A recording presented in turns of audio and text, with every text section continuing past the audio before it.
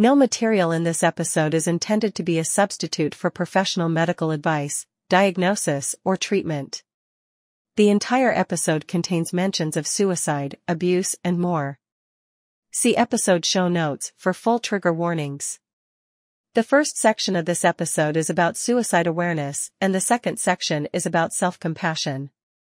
We hope you will stick around for the second half, and if you would like to skip to it, it starts around 36 minutes and 16 seconds. Welcome back to your soon-to-be favorite podcast. I'm Angelica. And I'm Kelsey. And this is Here We Grow.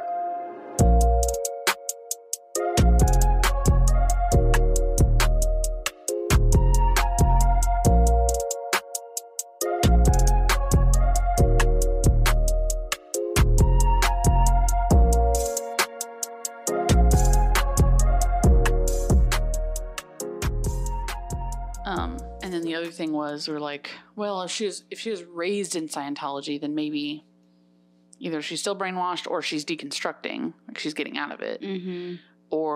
And then the other thing was, well, I don't think so though, because if she supported Danny Masterson, then she's deep. Mm-hmm. Well, the other thing people were saying was that she was only spotted at like his first hearing, like before he was convicted. And so if she's friends with him, she may have thought, okay, these allegations are false, and was supporting him in that way. That's what I was telling Maria too. Like, it's hard because we've talked about this too. Like, just because someone's your friend and you think they're a great person does not mean they're a great person to other people. Right. And like, you want to believe the best in people, right, unless you've seen otherwise. Especially people who you consider dear friends. Mm-hmm. Yeah. Yeah, so that's kind of... Like, if someone told me my close friend did some wild allegations, like, I'd be like, no fucking way. Mm-hmm. No, there's just no way. Yeah. But then what if it's true? Like, yeah, you have no way of knowing what that person's capable of. And that's hard. Even if you feel like you know them. And it's hard too. Like, you want to be a good friend. You want to be supportive. You want to believe them. Yeah, believe them. And I think it's just a tough spot to be in. Yeah. Hopefully, she doesn't do any weird crap. Yeah. However, always believe the victim. Yeah. And you guys didn't know we're talking about Emily Armstrong? Something like that. I think so. New lead singer of Linkin Park. Mm-hmm. If you haven't heard. She's a girl. She's a girl. Oh. Uh-huh. She's just a sleepy girl. She's a sleepy girl who was raised in Scientology, but trying to figure out. Obviously, we're not trying to figure out, but like, how benefit deep is of the this? doubt, possibly. Yeah. She's a great singer. Well, and I was telling Angelica, like, Scientology started in the 80s. Like, L. Ron Hubbard was around a lot longer than that, but he, like, really got Scientology going in the 80s. Mm-hmm. So if she was born into Scientology, she was, like, one of the first, like, newborn into Scientology. Oh, my God. Like, what if that's her daddy? That'd be crazy. Wow. Probably not, though. No. She'd be real crazy if that was her dad. Yeah. No, she's probably not. She's probably a little crazy. We're all a little crazy. We all do crazy shit. True.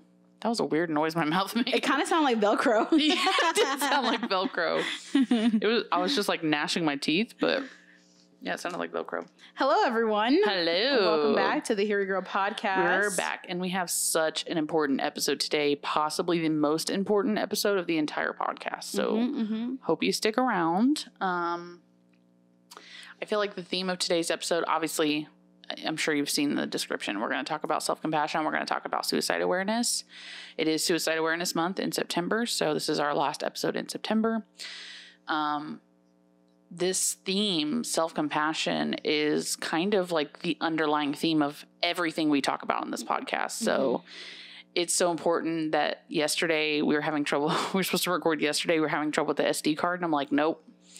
Let's record another day because I don't want to lose any of it. I don't want to have to re-record any of it. I don't want to lose video clips of it. I want it to be as good as we can make it. So here we are. Our audio sounds great right now too. Hello? Oh yeah, it does. It just sounds really very like crisp.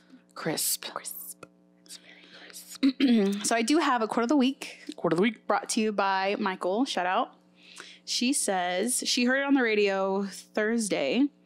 It goes, "You are the sky. Everything else is just the weather." You are the sky. Everything else is just the weather. Wow. That reminds me of, oh, you haven't seen it yet. There's a Grey's Anatomy quote, but I think you've probably seen the quote where Kristina tells Meredith, you are the sun. Have you seen that? I don't think so. Let me look up the full quote. It reminded me of things are happening to you. You're just experiencing life. Right. You are not the storm. Mm-hmm. Yes. The storm is happening to you. Yes. Oh. And we're going to talk about that today, too. That's funny that really ties into what we're talking about. You are the sky. Everything else is just the weather. So this is in reference to Derek. Kristina says to Meredith, you're a gifted surgeon with an extraordinary mind. Don't let what he wants eclipse what you need. He's very dreamy, but he is not the sun. You are. Why did she tell her that? What was happening in that? I think Derek was being hired by the president to work for NIH, which is like a national health institute. And it was going to make them have to move to Boston, and she didn't want to move. And so she was fighting between keeping her family together and doing what she wanted to do. And those were some wise words from Kristina. So wait till you get there. That's in season 7, 8 maybe. I'm in season 7. So you're getting there. Yeah, I think. The shooting just happened. She has Zola. Huh? Oh, nope. Who's Zola? Never mind. Who's Zola? You'll find out. Is this her daughter? Maybe. I'm sorry. I spoiled that for you. She has a baby? Something like that. Do you want me to just tell you? Yeah. Okay. Yeah. You literally took a pause to be like, wait, do I want to know? Okay, fine. Yeah, just tell me. So they're... What? They end up adopting a child. Okay. From Africa.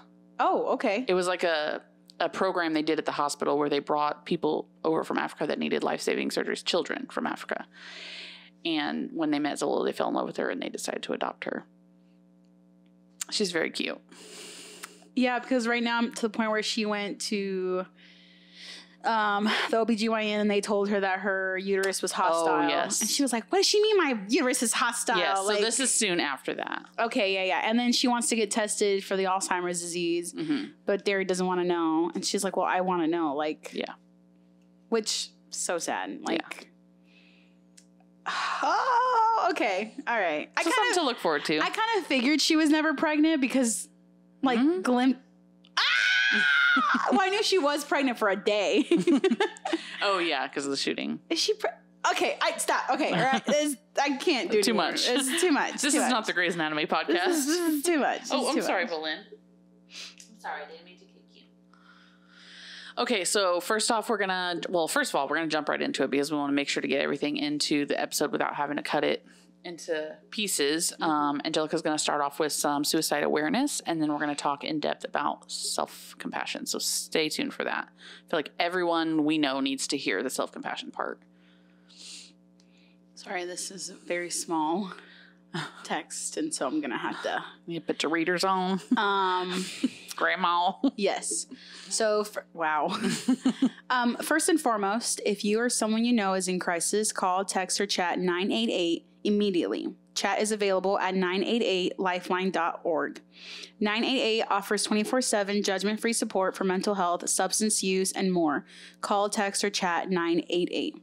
This is from the National Alliance on Mental Illness, NAMI.org. It is essentially a toolkit for Suicide Prevention Month, and it talks about Suicide Prevention Month. It talks about knowing the warning signs if someone tells you that they're thinking about suicide, and additional resources. And they also have graphics that people can share and hashtags or captions that they can use to spread the word. We'll link this in the show notes. Yes. So these are some common signs of mental illness. Each illness has its own symptoms, but common signs of mental illness in adults and in adolescents can include the following. Now, again, doesn't always indicate that, but these are just warning signs to be aware of. So excessive worrying or fear, feeling excessively sad or low, confused thinking and or problems concentrating and learning, extreme mood changes, including uncontrollable highs or feelings of euphoria, prolonged and or strong feelings of irritability or anger, avoiding friends and social activities, difficulties understanding and or relating to other people, changes in sleeping habits and or feeling tired and low energy, changes in eating habits such as increased or lack of appetite, difficulty perceiving reality, delusions or hallucinations in which a person experiences and senses things that don't exist in objective reality, inability to perceive changes in one's own feelings, behavior, or personality, lack of insight, overuse of substances like alcohol or drugs, multiple physical ailments without obvious causes such as headaches, stomach aches, and vague and ongoing aches and pains. Obviously thinking about suicide, inability to carry out daily activities or handle daily problems and stress, and intense fear of weight gain or concern with appearance. I feel like I know someone who's struggling with at least 4 of those things on every given day. So all that to say, other people experience these, like everyone experiences these things. So yeah, you're not alone. They also develop in young children, and these are some symptoms: changes in school performance, excessive worry or anxiety, for instance, fighting to avoid bed or school, hyperactive behavior, frequent nightmares, frequent disobedience or aggression, or frequent temper tantrums. Tantrums. Temper tantrums. Earlier, I think you said mental and you said meltal. I was going to laugh, but I was like, no, this is not the time. I'll bring it up later. So, obviously, there is a great leap towards understanding suicide and mental illness and understand how someone can get to that point. And I mean, like Kelsey's going to talk about later, there's shame, there's guilt, there's this feeling of being othered or like you're alone or that no one could possibly understand what you're going through. But please understand that that's not true. And I know it's easier said than done. So if you are feeling any kind of way, please, please, please, please reach out to somebody, the 988 hotline, a friend, a parent, a coworker, a pastor, anyone. Yeah, a teacher. Literally anyone. And please, please, please understand that vulnerability is not a bad thing. It strengthens people. It strengthens relationships. It connects you to other people. It connects you to the correct resources. So I saw a video recently, and it was a skit of a therapist who was talking to her client, but the therapist was playing both roles. And the therapist asked the client, do you ever feel like you want to kill yourself, or do you ever have suicidal thoughts? And the client goes like, well, actually, and then it goes back over to the therapist who's like about to pick up the phone. And the client like looks back at her and is like, you almost got me. And then they kind of point at each other and laugh or whatever. Like, it's supposed to be funny. It was kind of funny when you watch it, but there are comments. It's not about the video. There are comments that are like, oh, so this is not really a safe space then. But I think that's really a toxic way to think. Yes, it's very, like, we need to change the mentality on that, because it is actually the safest place for you to be. And if your therapist decides to call and get you admitted for suicidal thoughts, she is doing the safest thing for you. Because if she feels like you may lose control and hurt yourself, then her admitting you is not a betrayal. It's the safest thing that she can do for you. It's the way to keep you on this planet. Yeah. So I think later I saw the video again come back around, and by that time she had commented and was like, first of all, let's get some education on like what requires like a 5150, like what you would have to say to get me to 5150, which means that you would be admitted against your will. And it has to be very extreme for a 5150. What she was describing in the video was more like, let's get you admitted. Like at your will, not against your will. Like, let's connect you with some resources here. Let's get you into the hospital so you can feel better. And she explained in the comments, like, even if I said, all right, let's go to the hospital, you can still walk out at any time you want. Like, you're not held against your will. Yeah. Now, there are situations where you can be 5150'd, where they will hold you against your will for 72 hours if they feel like you are a threat to yourself or others. But again, that is still the safest place for you to be. If it is true that you are a threat to yourself. So it just kind of frustrated me when the first thing I saw in the comments was like, oh, so this really isn't a safe place. And it's like, no, actually it's the safest place. That's the best place you could Literally. Yeah, but that's tough too. Like, a lot of people think like, oh, if I start speaking the truth or how I really, people are going to think I'm crazy and they're going to lock me up. They're going to lock me away. Right. But it's a stigma. It's not true. Right. And I hope that over this month or even into the future, next September, there's a lot of education on what it really means to say things like, I have suicidal thoughts, to your therapist, and what would actually happen. And not this movie drama of like, oh, the guys in the white coats come pick you up, put you in a straitjacket, and throw you in a padded room. Because that's not how it is. Well, yeah, they ask you a multitude of questions like, do you have thoughts of harming yourself or others? Yes or no?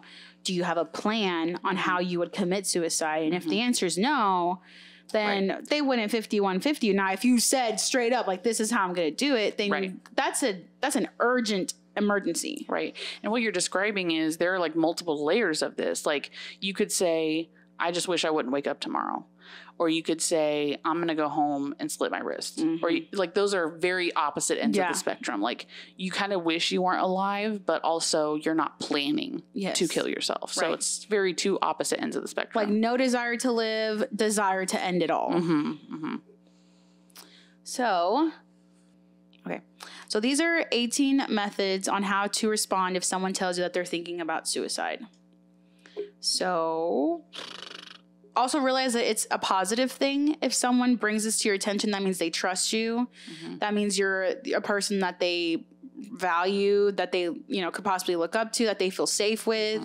So you want to validate them. Yes. Make sure they continue to feel safe with you. Yes. And I know, like, for instance, with me, even when someone cries, I freeze up. So, like, even understanding these tactics or, I guess, strategies, I'm not sure how you would call that, but yeah, I guess strategies would be good, not tactics. Yeah. So here's some ways that we said it's a safe place. Okay, we don't have any tactics. Yeah. Here are some strategies again. Here are some ways that you can respond if someone tells you that they're thinking about suicide. So number 1, let them know you're listening. First of all, reassure them that you hear what they're saying and that you're taking them seriously. So you can say something like, I'm so glad you're telling me about how much has been going on and how you're feeling. Thank you for sharing this with me, which is something that you started saying even in our group chats when someone has been vulnerable, like, thank you for sharing that. And I've just taken that as like, oh, like, it makes me feel valued. It makes me feel like you're really, really listening to what I'm saying, and that you're not just like listening to respond. Like, you're taking it all in and you're holding space for my feelings. Well, it's kind of like, I'm handing this card to you and you said, oh, thank you. And you held it. It's kind of like that physical, like, I'm going to hold this for you. Like, unload your burden. Number 2, show your support. In your own way, make sure they know that you're there with them and that you care. You can say something like, I'm right here with you. Nothing you're going through changes how I feel about you and how awesome I think you are. I love you no matter what, and we're going to get through this together. Number 3, encourage them to keep talking and really listen. Let them know you want to hear more about how they're feeling and what they're going through. Listen actively by expressing curiosity and interest in the details. So you could say, wow, that situation sounds really difficult. Or how did that make you feel when that happened? Number 4, ask them about changes in their life and how they are coping. Find out how long it's been that person has been feeling this way and any changes it's caused in their life. So, like, how long have you felt this way? When did these feelings start? Have these thoughts led to any specific changes in your life, like trouble sleeping or keeping up with work? Have you been getting out as much as before? Are you isolating yourself? Which is true, because I mean, we get really concerned when some of our friends, we don't hear back from them. We're sending them messages that they're not responding. We have events that they're not coming to. That's concerning as shit. Yeah. And isolation is probably the most concerning part. Yes. And like, it makes you feel like you can't do anything about it. Mm-hmm. And it's hard to give your friends space when you know that's probably all they need. But then we just have this fear of like, I could be doing more. Yeah. Or how can I help this person? Well, but it's hard to know if it is space that they need or if the isolation is actually hurting them. Like we've talked about before with the echo chamber. Like if you're stuck in your own echo chamber, then isolation is absolutely not what you need. Right. And actually, I have a part about isolation in the self-compassion section. So we're going to call back to that later. So just remember that. All right. Number 5, be direct if you suspect they're thinking about suicide. If you think someone's thinking about suicide, trust your gut and ask them directly. Mm-hmm. Research shows it will not put the idea in their head or push them into the action. Often they'll be relieved someone cares enough to hear about their experience with suicidal thoughts. Oh, that's interesting. Sometimes even you bringing it up relieves them from having to say the words because they may not even be able to express that out loud. So for someone who's listening to, okay, I'm just going to ask, like, have you been having these thoughts? And then it's a yes or no question instead of, I've been having suicidal thoughts. Yeah. So that's very interesting to me because I feel like I have had someone where I feel like I'm worried they're having suicidal thoughts. And I'm like, you're scared to bring it up. I could never ask that because I feel like I would be insulting to say, you who I've known for 20 years. Are you having suicidal thoughts? Like, I feel like I would be insulting them by asking that. Goes back to stigma, though. But that is interesting that it's actually shown to be more helpful than harmful. Mm-hmm. There was something else I was going to say about that. Oh, I put myself in the position of like if a friend asked me, like if I were having suicidal thoughts and a friend said, hey, I'm worried, are you having suicidal thoughts? I feel like it would almost draw me further away from the suicidal thoughts if I felt like I've been seen, like I've been caught almost. Mm-hmm. Like, oh, she knows that I've been thinking about it. Like now I definitely can't do it. Huh. Yep. That's interesting. Okay, go ahead. You could say something like, are you thinking about killing yourself? Does it ever get so tough that you think about ending your life? Make sure not to sound like you're passing judgment. So don't say like, you're not thinking about doing something stupid, are you? Or guilt trip them and say, think of what it would do to your parents or your family or your kids or blah, blah, blah, whatever the case may be. We will find out later in this episode that something that drives suicide is shame and guilt. So if you pile it on, it's going to make it worse. Mm-hmm, exactly. Instead, reassure them that you understand and care. You can say something like, I really care about you and I want you to know that you can tell me anything. Number 6, what can you say if they tell you they're thinking about killing themselves? So if they answer yes, stay calm. Just because someone is having thoughts of suicide, it doesn't mean that they're in immediate danger. Take the time to calmly listen to what they have to say and ask them follow-up questions. Mm-hmm. Like, how often are you having these thoughts? When it gets really bad, what do you do? What scares you about these thoughts? What do you need to feel safe? Reassure them that help is available and that these feelings are a signal that it's time to talk to a mental health professional. Mm-hmm. The fact that you're having these thoughts tells me something significantly is going on with you right now. The good news is that help is out there and I want to help you get connected to resources that can help. Number 7, follow their lead and know when to take a break. This is a tough conversation to have, so make sure the other person knows they can stop if it feels like talking about it is too hard for them at the moment. So you can say, are you okay with continue talking about this? I want to support you and I'll be here for you if you want to talk about it later. Number 8, how to suggest they could benefit from professional help. You are being a great person and having this supportive conversation, but you're not a mental health professional. If the person I am. I'm just kidding. If the person you care about has told you they're thinking of suicide, it's a warning sign that they should speak with the mental health professional. Here's how you can broach the subject. So you can say, I hear you that you're struggling, and I think it would be really helpful for you to talk to someone who can help you get through this. You know, therapy isn't just for serious clinical problems. It can help any of us process any challenges we're facing, and we all face serious stuff sometimes. I really think talking to someone can help you gain some perspective and keep things from getting worse. You're in good company. The highest performing executives and elite athletes lean on mental health professionals to hone in their performance.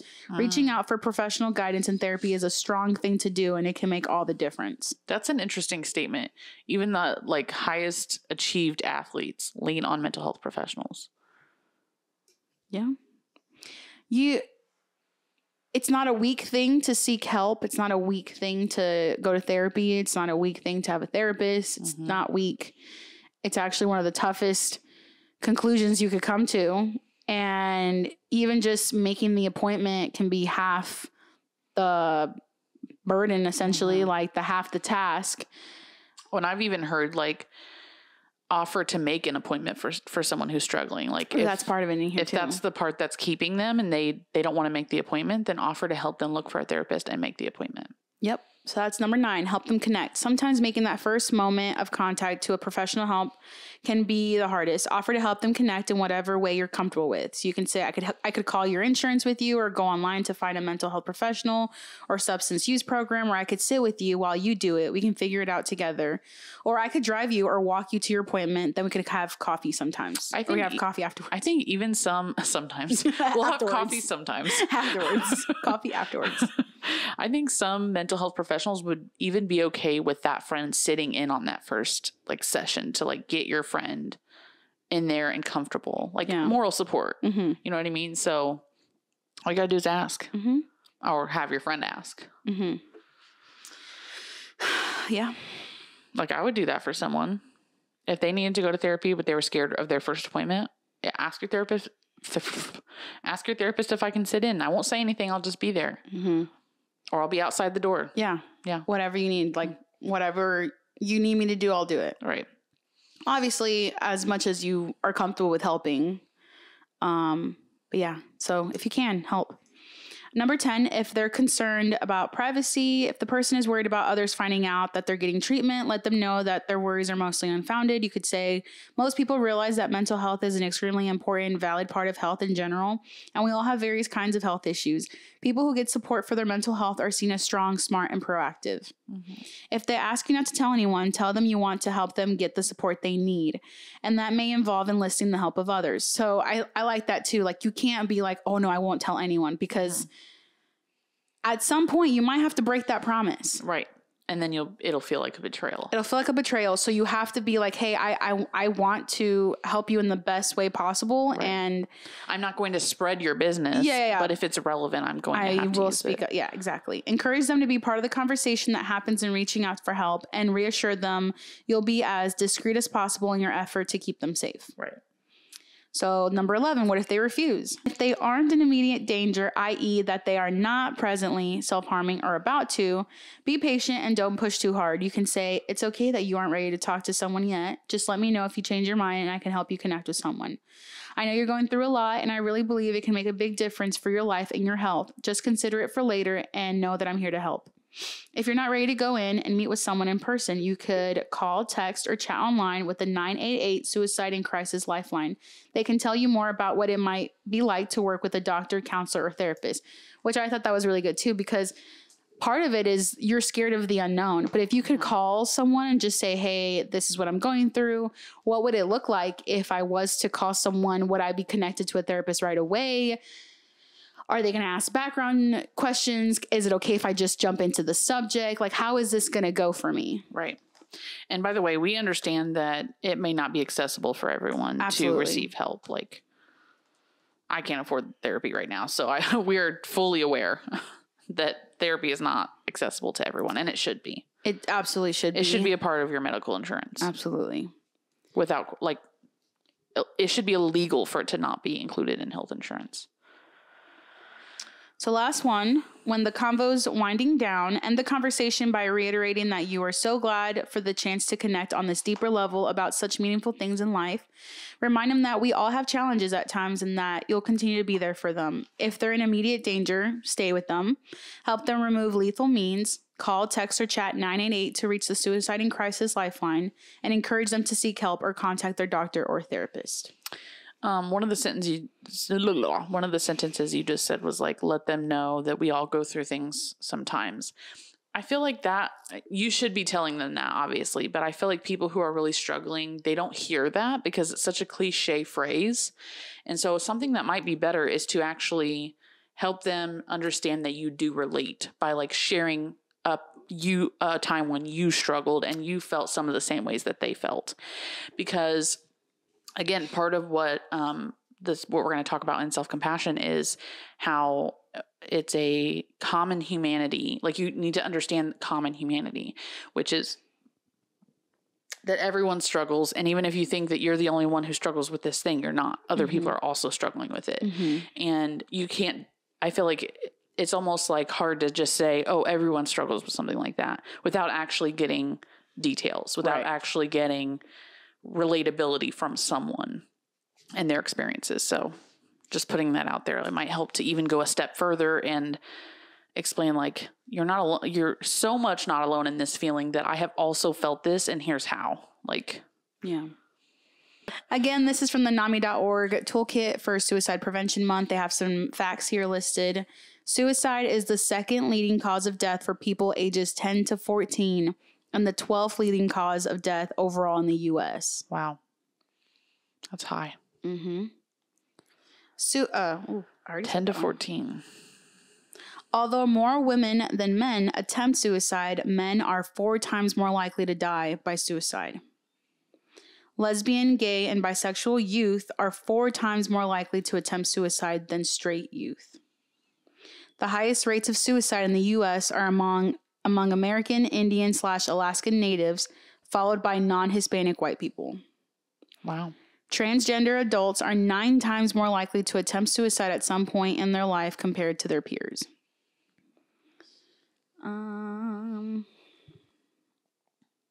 So this is off the CDC website. It's the risk and protective factors for suicide. So obviously many factors contribute to suicide risk. There's a range of factors at the individual, relationship, community, and societal levels. These situations or problems can increase the risk of someone attempting to commit suicide. So at the individual level, circumstances that can increase suicide risk are previous suicide attempt, history of depression and or other mental illnesses, serious illness such as chronic pain, criminal, legal problems, job/financial problems or loss, impulsive or aggressive tendencies, substance abuse or use, current or prior history of adverse childhood experiences, sense of hopelessness, violence, victimization and or perpetration. And I heard in a TED Talk that adverse childhood experiences is psychologically connected to shortened life experiences. So what's at the basis of all the things that you named is shame. Shame comes out of all of those things or has perpetrated all of those things. And we're going to talk a lot about how shame is like the opposite of self-compassion today. And so we'll call back to that later.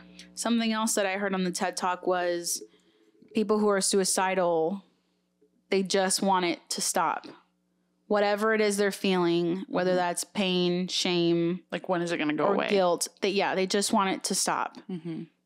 And for them, suicide is the answer. Because nothing else works. Right. Something I told Angelica that I learned yesterday in the book, The Body Keeps the Score, which I haven't finished yet. When I do finish it, we'll probably do an episode on it because there's a lot of interesting psychology facts in it. Like, the whole first probably half of the book is about psychology before it's even about trauma. Is people who are depressed or people who have experienced trauma or who have CPTSD, the part of their brain that is responsible for imagination is actually like not working. So this is why people who, like, say teenagers who say, well, I can't even imagine myself as an adult. Right. That's because they're depressed or they've experienced trauma or both. People who are depressed can't see a way out of depression or can't see that it could be better on the other side because their imagination doesn't work. And that's most likely because their brain is in survival mode. So they don't have time for imagination. Their brain's like, we're going to turn off the parts of the brain we don't need right now. And we're just going to focus on survival. And so that's an interesting fact that it kind of gives you a perspective on what people are feeling when they're depressed is they cannot even imagine. Like, you can tell them till you're blue in the face. It gets better. But they just can't imagine that. How could it possibly be better? So just know that it's your brain shutting off your imagination and not that it actually isn't true that it will be better. Oh, it's so sad. It is sad. Very upsetting that your brain would be your own brain sometimes. Your own brain sometimes. You're supposed to be my friend. You work for me. You work for me. Some relationship risk factors. These harmful or hurtful experiences within the relationships contribute to the risk, such as bullying, family/loved one's history of suicide. So like if you're a parent or an aunt or uncle or grandparent or friend. Loss of relationships, high conflict or violent relationships, and social isolation. Community risk factors are lack of access to healthcare, like we talked about a bit. Mm-hmm. Suicide cluster in the community, stress of acculturation, community violence, historical trauma, and discrimination. Societal risk factors are stigma associated with help seeking and mental illness, easy access to lethal means of suicide among people at risk, and unsafe media portrayals of suicide. So a lot of suicide ideation in the media, whether that be TV shows, cartoons, your YouTubers. Mm-hmm. There are some deep corners of the web. Mm-hmm. And I will say that. Mm-hmm. So, like we talked about, like that cult that I told you about, where that girl was saying like suicide is a reset button. Mm-hmm. Like all you gotta do is people believe that. Yeah. All you gotta do is just kill yourself. Mm-hmm. It's a reset button, and that's not true. That is not true. So these are the circumstances that protect against suicide risk. So at an individual level, there's effective coping and problem-solving skills, reasons for living, for example, family, friends, pets, etc. Strong sense of cultural identity, so you feel like you have a community behind you. Relationship could be support from partners, friends, and family, feeling connected to others, so not the isolation. Community are feeling connected to school, community, and other social institutions. Availability of consistent and high-quality physical and behavioral health care. Societal protective factors include reduced access to lethal means of suicide among people at risk. Cultural, religious, or moral objections to suicide.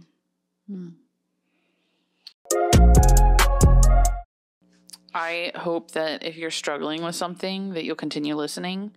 I did decide earlier the other day or a couple days ago. See, you're just like me. Earlier the other day, a couple days ago, a month ago, a week ago, I don't know. At some point when we were talking about doing this episode, that I was going to put a trigger warning at the beginning of the episode, which I'll put in after, obviously, and say, if you don't want to listen to the suicidal awareness stuff, please stay for the self-compassion stuff, and here's the timestamp to start that. Yeah, that's a good. So that people can skip past it and still listen to the self-compassion, because it's going to be very, very important. There is stuff in here that all of us need to hear. When doing my research, I've been thinking about like I want my aunt to hear this. I want my grandmother to hear this. I want my mom to hear this. I want you to hear this. I want all of our friends to hear this. Like, I can't think of a single person that would not benefit from hearing this stuff. So, and even like you and I were having a conversation yesterday where I was like, oh, we're going to talk about this. Like, it was a personal like situation that we were talking about. And I'm like, oh, we're going to touch on that. Like, we'll get to that. Speaking of conversations we've had, I wanted to touch on one that we had recently that I think would benefit in going into this conversation. And if we can cut it, of course, if you want to, but the therapy session that we had, that we recorded and then we didn't put out. Okay. I'm not going to go into depth about what we talked about, but we talked a little bit about you having to ask for help from your parents. And you're feeling really guilty about that, like so guilty that it brought you to tears. Yeah, I told Kelsey how like my constant feeling lately has just been guilt. Mm-hmm. I just feel guilty all the time about everything, about everyone else's problems that is somehow connected to me. Well, in this specific situation, you had to ask your parents for help, and we talked about that for a while, and then... Oh my God, I'm about to cry again. Like, just thinking about that. Don't cry. Don't cry. And, like, my parents are so supportive. Like, yeah. They don't make her feel like a burden at all. No, I knew they would help me. They would help me even if I didn't ask, but just... I don't know. I can't. I cannot... Well, in that session, I was telling Kelsey how, like, I'm an adult. I should be able to fix all my shit. I have a big girl job. Like, I can do this. Like, I... have to be self-reliant. Like, I have to be. Mm-hmm. I'm an adult. Right. It's almost like also to prove to the naysayers, whoever they are. And we'll talk about, let me write that down. We're going to talk about the naysayers when we get there because they're non-existent. And we'll talk about that. Well, yeah, sometimes I feel like I don't deserve what I have. And so if things start to slip through the cracks, then it's like... Look what you did. Yeah. Yes. You deserve this. It's my fault. Yeah. Well, we talked a lot about you being at fault too, which that's not going to really be included in this episode, but I would like to read the message that I sent you the next day. Oh, God. And if there's parts of it that you want to cut, we'll cut it. Okay. We talked a little bit that night, and then the next day I had been ruminating over our conversation. I was like, actually, let me just send her a little text because I'm having feelings about this. I was on the toilet when I got that text. And I was crying in the bathroom. Remind me to go back up to this meme too, but Okay. I'll read the message first. Okay. I said, hey, I was thinking a lot about our conversation Friday where you were expressing feeling guilty for having to borrow money from your parents and putting yourself in quotations in this position. And I want to add something to that conversation. You will never be fully independent. Not a single person on this planet is meant to be so hyper independent that they never have to lean on their friends and family, whether that is emotional, physical, or financial. And that's because we cannot predict what life will hit us with. That's the purpose of community. It does not mean that you've failed. It only means that you are living a normal life and are lucky to have people to lean on. This feeling of the need for your hyper-independence could be coming from multiple sources. Of course, the most obvious, first generation of immigrant parents. Also, you lived at home for so long with your parents. The stuff that you're going through now is stuff that you would have gone through at 18 to 25 if you would have moved out like others did. It just feels wrong because of your age, but it's the same adjustment period. You've added multiple life problems on top of that adjustment period, and add inflation, and boom, here you are, just being a normal person. And maybe living at home with your parents made you think that once you are out, you should never have to need them again. But we will always need our parents. It's in our nature. This is just normal life. I wasn't looking at you to just try to prevent you from just start crying, but even now, I'm like, oh my God, I want her to cut out the part where she says I need to borrow money from my parents. Mm-hmm. Like, that's so stupid because this is a podcast about vulnerability, and I'm sure there's other people that had to do the same thing. Like, yeah, I shouldn't feel guilt about that. yeah. And now I'm like stopping myself from justifying. Like, it was only $200. Yeah, like it was only until my paycheck came. You know what I mean? Yeah, but I'm like, it is what it is. Like, asking for help is asking for help, no matter what that is. For help. Right. So the meme that I had sent her says, there's nothing glamorous about doing life alone. Hyper-independence is a trauma response. You are not a burden. You deserve to be loved by people and taken care of, held, and loved in abundance. You deserve to be told, I love you, we care. Community is what we all need. So I hope that other people can relate to that. I feel like that was a really important message. I'm glad we got to that. There's another long message after that.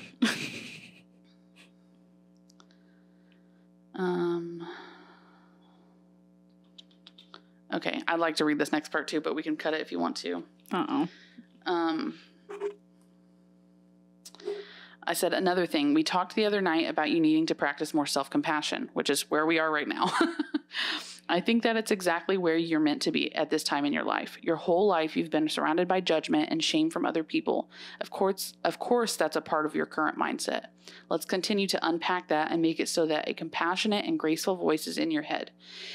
I even considered maybe we do an episode on shame next, which is where we are today. It's been on the list for a while. And then, there's another meme. Geez, I am just full of information here. This is what it's like to have Kelsey as a best friend. Yep. These are the text messages you get from me. 10 out of 10 would recommend. So this is an Instagram carousel, and the first one says, you're not hard on yourself because you're actually flawed. You're hard on yourself because you grew up in an environment where criticism was common, and now your inner critic mimics those voices, making it hard to silence the self-doubt. You were taught to put others first and minimize your needs, so self-criticism became a way to keep yourself in check and avoid disappointing others. Remember keeping yourself in check. You internalized childhood messages that told you that you needed to be perfect, please others, or achieve to be valued.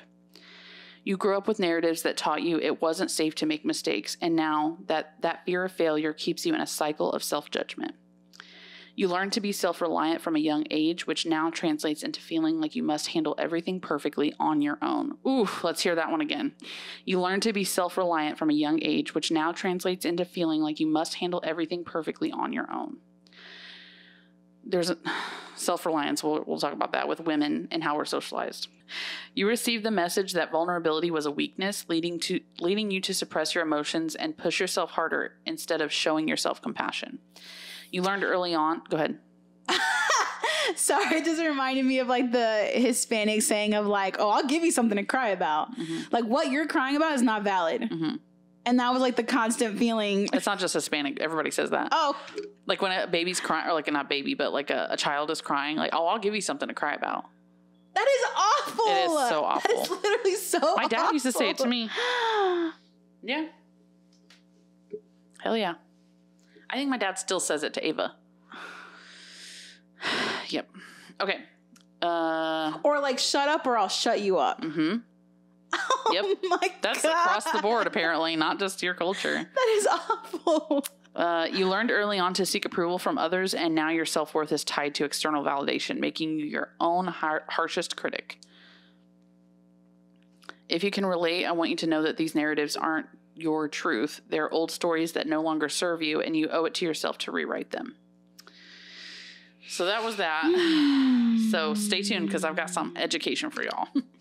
Got some great one-liners, maybe, possibly. Okay. So I've learned in the research that I've done, which is a few podcasts and a couple of YouTube videos. Y'all know that's how I get my information. And the podcast episodes that I actually listened to for this episode were podcast episodes I've listened to before. So these have actually trained me to be able to talk to you that way, where I'm like, hey, like, be nice to yourself, like, be compassionate to you, give yourself some grace. You know what I mean? So I already knew like what I needed to look forward to go back and listen to all this stuff. But something I learned is that the opposite of self-compassion is guilt and shame. And so let's talk about the difference between shame and guilt. So guilt is I did something bad, I made a mistake. Shame is I am bad, I am a mistake. So everybody just take a moment to compress that. Not compress. Say it again. Yeah, say it again. Guilt is I am bad, or no. Guilt is I did a bad thing, I made a mistake. Shame is I am bad, I am a mistake. Wow. Wow. Yeah. So another part of this that I want to get kind of out of the way now is that self-compassion is actually like an antidote to self-esteem. So a while back, like in the early 2000s, self-esteem was like really, really highly researched and encouraged in the mental health community and psychology community, because they understood it as like people with high self-esteem had the best mental health, the best overall health. They were the happiest people in their lives, that they had high self-esteem. Makes sense. But actually what it did was create record-breaking numbers of narcissism. Oh. And amongst other things, there's a video that I will link in the show notes from someone who has basically dedicated her life to researching self-compassion and why it's like the antidote to self-esteem. So the difference is self-esteem is a in real-time judgment of how you are in your life currently, or how you feel about yourself currently. Is this your Bullen? Bullen. Okay. Don't rub me.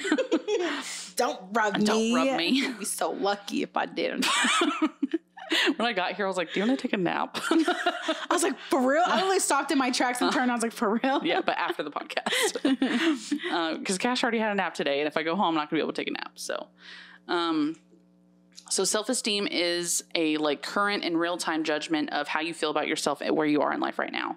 And she kind of calls it like your fair weather friend. So you only have great self-esteem if something good is really going for you, if you've just achieved something, if you feel good about the way you look, that is when you have good self-esteem. But self-compassion is not a fair weather friend. You can have self-compassion all the time. And everything you do and everything you feel, you can bring self-compassion into the conversation and let it help you get through whatever you're going through. Does that make sense? Yeah. So for instance, like, let me think. So if, you have a tantrumy child in the grocery store, then shame and a bad self-esteem would say, like, I'm such a shitty mom because I can't control my child. Like, everybody's looking at me. Everybody's thinking, like, what a bad mother I am. Oh, my God. I think about that when I walk Bolin and he's, like, acting crazy. I'm like, people probably think, like, I'm not a good dog owner. Yeah. Or that I shouldn't have this dog. And I've been told that before. But self-compassion says, I'm doing my best. My child is not to be controlled. They're to be cared for. And we'll get through this grocery store trip and it will get better. That's self-compassion. And we'll talk about more examples of self-compassion. But just also, to get off the bat, it's different than self-esteem. I hate that I used to be that person when a kid was screaming or crying. I'd be like, oh my God, shut that kid up. Literally, I think I probably said those words. Me too. Now we're dumbass teenagers. We didn't know any better. But now as an adult who has compassion and who has a niece and nephew, I'm like, right. You know, it's a baby. And that's what they're going to do. And they can't talk if they... Adults cannot even regulate their own emotions, and you expect a baby to? Come on. Yeah, come on. They're brand new. They're like aliens. They just got here. They literally just got here. Just got here. Okay, so what is self-compassion? The practice of being kind and understanding with oneself when faced with challenges, failures, or imperfections.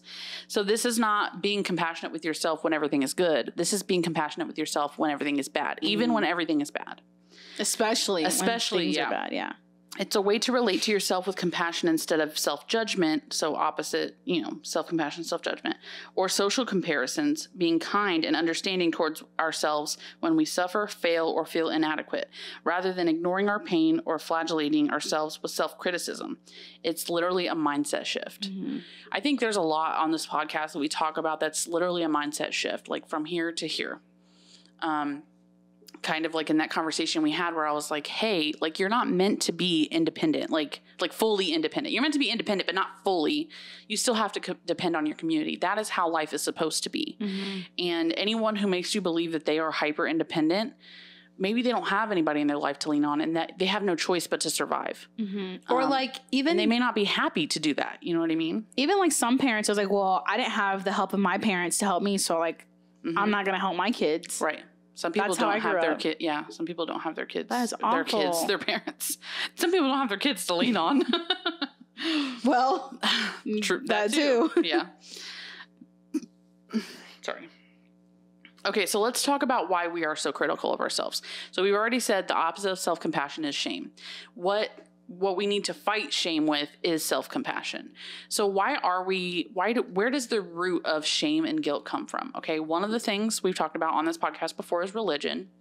If you look at lots of the teachings in religion, it is based in shame. It is based in, making sure that you are the best possible human being you can be. And if you make a mistake, shame on you. Well, even then it's taught that like the higher being knows your thoughts. Yeah. So you're not even safe in your own head. Yeah, your own thoughts you should be ashamed of your own thoughts. If that thought pops into your head, you should be ashamed of yourself. Right, exactly. So like, for instance, celibacy. If you even think about sex, you should be ashamed of that. Right. Like, how dare you? Which obviously is a normal human hormonal, like, people who say that they never think about sex as a teenager or a young adult. That's not true. And I hope that's not true. That's not true. That's a liar. So some other things. So there's childhood experience. We're still talking about where shame comes from. Childhood experiences. Okay. So like if you get bullied for something, like then as an adult, you'll feel shameful about that later. Particular interactions with parents, peers, and significant others. A lot of our shame comes from our parents, and their shame comes from their parents, and their shame comes from their parents. Generational trauma. It's literally passed down. Generational shame. I don't think anybody has ever spoken about it that way, but it's literally generational shame. I feel ashamed for this. I'm going to teach you to feel ashamed for this, and I'm going to teach you to feel ashamed for this all the way down the line. Yep. So it's our jobs to bring self-compassion into the conversation and let go of the shame. And something we're going to talk about is the way to do that is vulnerability. Because if you talk to a friend and you say, hey, I'm going through this thing, I feel this way, this is so shameful, and they go, I feel that way too, then that erases the shame because it's like, oh, I'm not weird, I'm not crazy, this is not abnormal of me, this is a normal thing.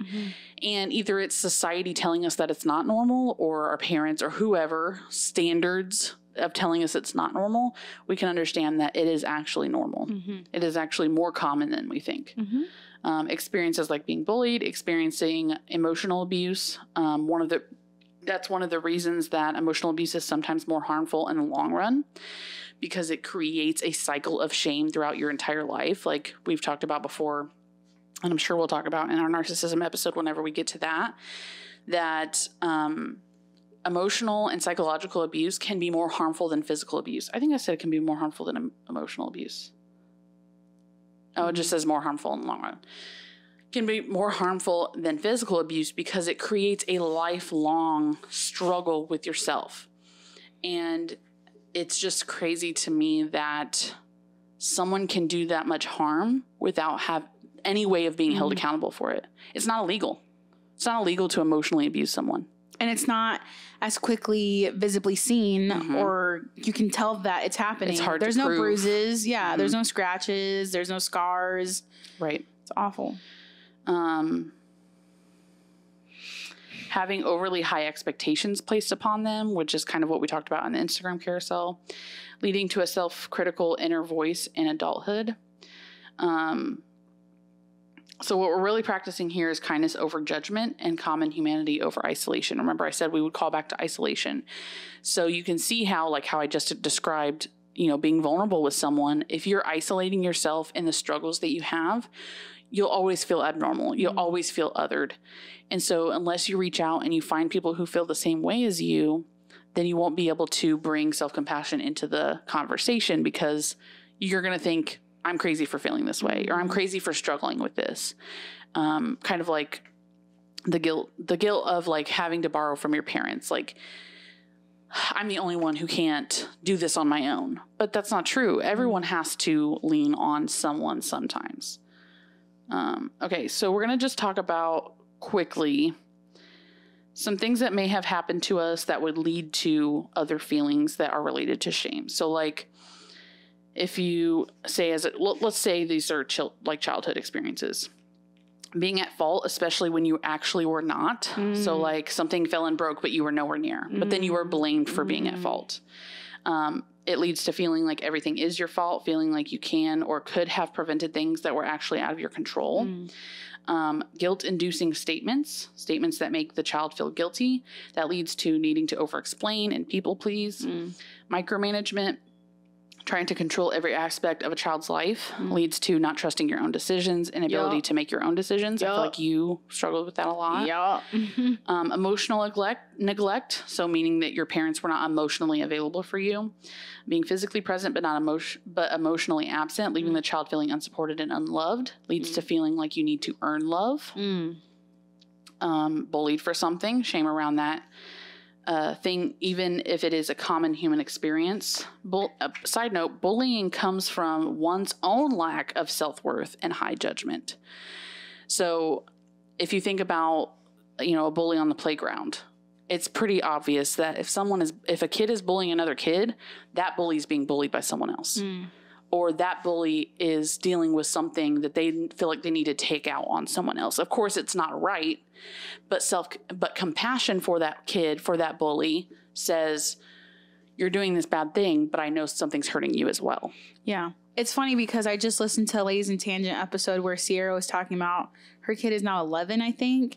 And so he's starting to witness some of this playground bullying. And she explained to him like, hey, that kid may have something going on at home. So like, kind of like how you said, whether the parents or the caregiver or not enough attention or whatever the storm may be, they're probably going through something at home. And so they come here to school and that's where they feel like they could have some kind of control or where they could release their emotions. And so she was teaching him like, have some compassion towards that kid and try not to take it too personally. Like it's not about you, it's about them. Right. Well, two things. We've said before, if someone, what someone says about you is a reflection on them and not you. Right. It's something in their head that they're trying to deal with that they've then taken out on you. It's projection.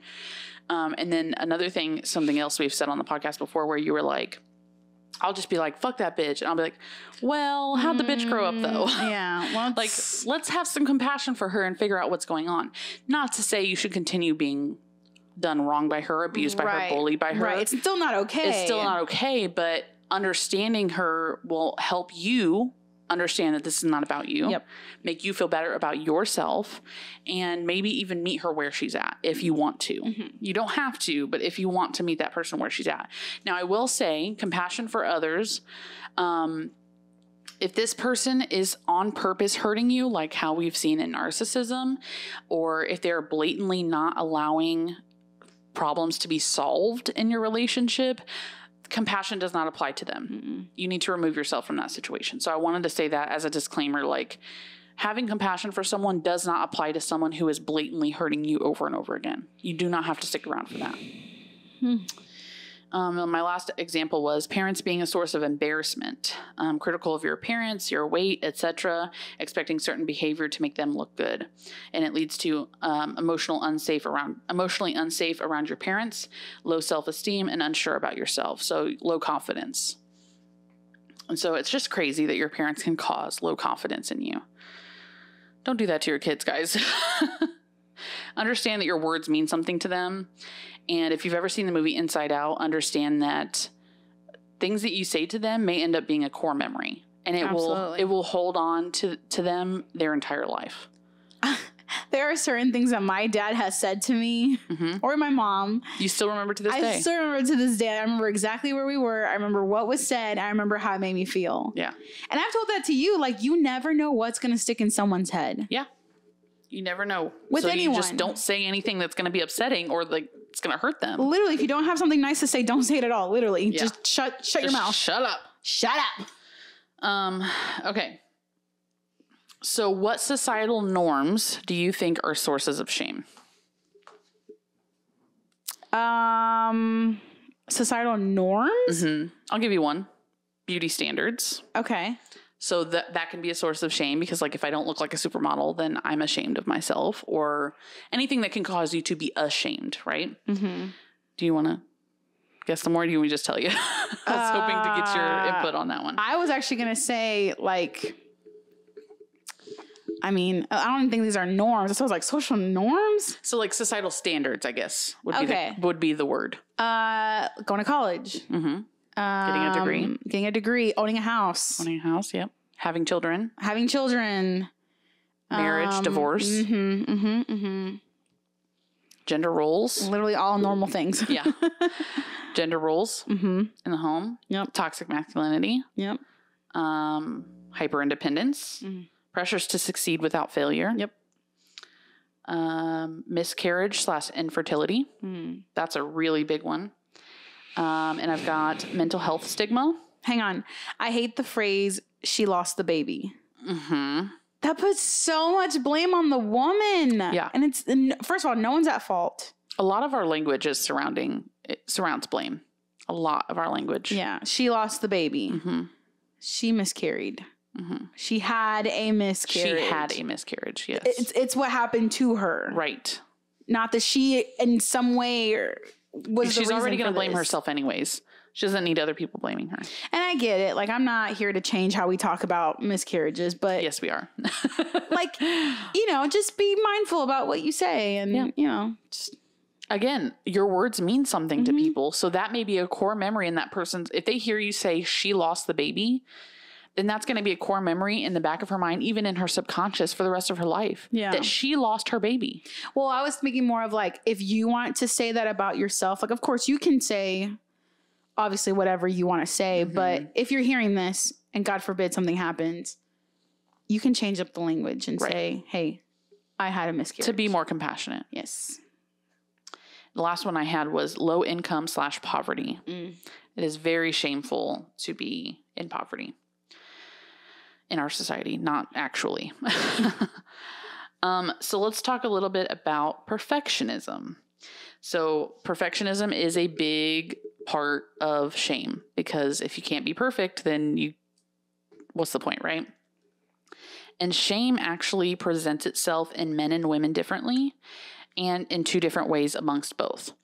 So overall, it presents itself as two different questions or two different statements. You are never good enough. And who do you think you are? So like imposter syndrome is a source of shame.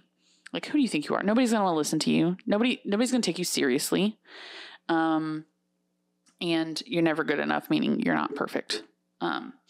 Men present shame as basically all the characteristics of toxic masculinity: never showing weakness, never crying, never being vulnerable, always being a manly man, like basically toxic masculinity. And women present shame as do everything for everyone perfectly and never let them see you sweat. I knew that'd get you. Absolutely. It's the basis of what we were talking about. I can juggle a job and a child and a home and a husband and bills and I can do all that. And I can do it effortlessly. And nobody's going to see me sweat. No one's going to see me. And if they do, then I failed. Seeing people struggle, I don't want people to know that I'm struggling. Seeing me struggling, like that's a huge thing for me personally. Yeah. Even just now, like I'm still thinking about the comment. I'm like, oh my God, people are going to know that I borrowed money from my parents. But yeah, absolutely. But there's someone out there listening to you say that are like, okay, well, I have to borrow. Like, I'm so glad she said that. I feel like I'm not alone now. I know. I just borrowed money. I just borrowed money from my mom 2 days ago. Money. How are we going to get there without any money? That's a Simpsons movie quote. So that was really interesting to me that women present it as do everything for everyone perfectly. And don't let them see you sweat. And if you don't, you failed. If you don't, you're a piece of shit. Yeah. Well, I don't know if you brought this up or someone had brought this up. I heard where, for example, like, okay, let's say me and my partner have a home together and it's super dirty, right? If my mom or his mom or someone comes over and sees this dirty house, are they going to blame him? Oh, yeah. No. It was on Ladies in Tangents. They're going to blame me. Right. Angelica, why aren't you like keeping the house tidy? Why haven't you cleaned this? Why haven't you washed the dishes? Why? They're never going to look at the guy and judge him for the house being dirty. Exactly. Because it's the gender roles. Ugh. That's where shame comes into play with gender roles. Same situation, but the opposite would be if a man doesn't know how to change a tire. Yep. Or lawn work. What kind of man are they if they don't know how to change a tire? Or if they don't know how to fix a car? What kind of man are they? That's shame. That's a source of shame. No one ever taught them how to change a tire. No one ever taught them how to fix a car. Yeah. They're not a mechanic. That is not their current trade. Yeah. Like, anyway, okay. So all of these things that we just talked about with perfectionism, they do not take into account the human experience, common humanity. We are all wired imperfectly from the start, and we're never meant to be perfect. There's this idea that we are born perfect and that our parents' job is to keep us perfect as long as possible. I've never heard of that. But if you think about it, like if you were to have a baby, oh my God, they're perfect. Everybody says, oh my God, they're just so perfect. And then as they get older, you have to manage them and try to keep them at this goalpost of perfect. I've never thought about that. Me either until I heard this. That makes me think about like, what kind of like innocence, or they can do no wrong. And then as they get older and they start to grow their own autonomy, then you want to control that. Right. And micromanaging them. And, they're perfect. Yep. Society has conditioned us to believe that we need to be above average to feel good about ourselves. Everyone cannot be above average at the same time. Oh my God. Which causes a constant state of low self-esteem, a constant fight to be more, resulting in shame, moving the goalpost. If everyone, so say above average is supermodel status, right? Yeah. That's just the easiest thing that comes to mind. Everybody can't be supermodel status at the same time. So someone is always going to feel less than, and someone is always going to feel more than. Not everyone can be this perfect supermodel above average status at all times. It's impossible. So why do we fight to do that? Why do we do that? Why can't we just be happy being average? Why is average an insult? If I said, oh, Angelica, you're so average. Well, it goes back to it goes back to, what am I trying to say here? Like, have you ever heard of like going back to putting all of this like self-esteem into your child and then they have the highest rate of narcissism? Mm-hmm. That comment made me think of like when you tell your child you are the best, Mm-hmm. like no one can defeat you or Yeah. you're way better than everyone here. Yep. Like you're the best goalie, you're the best painter, you're the best blah, blah, blah. And then they feel They believe it. they have a higher Sense of self. Yeah, higher sense of health. They feel better Health. than other people. Higher sense of self. Yes, exactly. They feel better than They other feel people. above other people. Yeah. And so I think it goes back to that where people have been told their whole lives that they're the best, Mm-hmm. which is not to be confused with you can do anything you can set your mind to. Right. Like, you don't have to tell your kid you're the best at everything. Mm-hmm. Like, no one else is even close. Like, Yeah. So there's something I heard on Ladies and Tangents years ago was that Jerry was saying that she learned that when her kid does something really great, instead of saying, good job, she should say, I'm sure you're so proud of yourself. Aww. Because it teaches him to only worry about if he's proud of himself. how he feels about it. Not if I'm proud of him. Yes. Oh, that's great. I love that. Yeah. You must be so proud of yourself. Or like, I Aw. love, or say things specific to what he did. Like, I love how you drew the sun so bright orange, or, you know, whatever situation may be. That's cute. Not to say you can't ever tell your kid good job. Obviously, we need to hear that. Yeah. We as children, we need to hear that. But just be mindful of not putting too much esteem into them, like we were just talking about. Going back to the talk of like, what's wrong with being average? Like, what's so bad about it? Why don't people want to be average? And I think it has to do with like social media. That was my next point. Influencers. Mm-hmm. All these 20-something-year-olds buying these $1 million homes and $1 million cars and living the That's life. above average. Yeah, like hey, I did it, so can you, which is, again, not a bad mentality to have, but it can be dangerous. Right. Because And it it's not can just do at the snap of shameful. a finger. Right. And if you've grown up with adversities, you may not be able to do it. Right. Or not in this lifetime. Mm-hmm. But yeah, my next point was social media, because not only are we seeing influencers who quote unquote have this perfect life, but we don't know what their life actually looks like. Right. Social media is so They bought fake. this $1 million home, but they may be abused by their partner. They may have bought this $1 million home, but they're struggling with MS. They may have bought this $1 million home, but 3 of their relatives just died. Like, that doesn't mean they have a happy life. Right. That doesn't mean that they're going to sustain a happy life over their entire lifetime. And so we have to remember what's important in life, and that's not $1 million home. If you have the money to do that, that's great. I feel like if I had $1 million, or if I had $5 million, I wouldn't buy $1 million home. It'd be too big. I've always said more money, more problems, because think about it. Would you rather pay off your home loan or your parents' home loan and then own the house, or buy a $5 million house where you might have to replace the windows? Could you imagine how expensive the windows would be in $1 million house, or the carpet, or the HOA, or like the means to stay in that $1 million home? That'll stress me out. It's not sustainable. I want a farm without any animals on it. Maybe like 2 or 3 animals, but not like a full blown farm. So you want land? Yes. I want land. I want land that looks like a farm. I want to land. I want to land on a farm. Somebody just shoot me into the sky and make me land on a farm. That is mine. And it's mine. I landed here. It's mine. I want a couple animals, but I don't want to breed animals, or it's very expensive to take care of livestock. Like, I don't want the responsibility so much of that. work. If they're sick, you have to get the vet to come out. Like, no. Yeah. I'll have like 1 chicken, maybe a horse. You cannot have 1 chicken. Okay, 3 chickens. That's a lonely ass chicken. A chicken and a rooster. Yeah, there you go. Lots of eggs to be made. Maybe 2 chickens and a rooster. 2 chickens. Yeah, the rooster needs a little loving on both sides. Yeah. Um, or 1 chicken and 2 roosters. I don't know. Wow. Why is it okay for? Why is it okay for the rooster to have 2 chickens, but the chicken can't have 2 roosters? You're right. That'd be too much fertilization.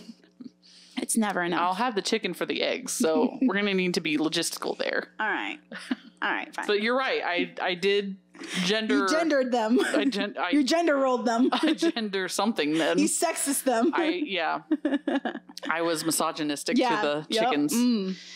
So sorry, guys. So sorry to my future chickens.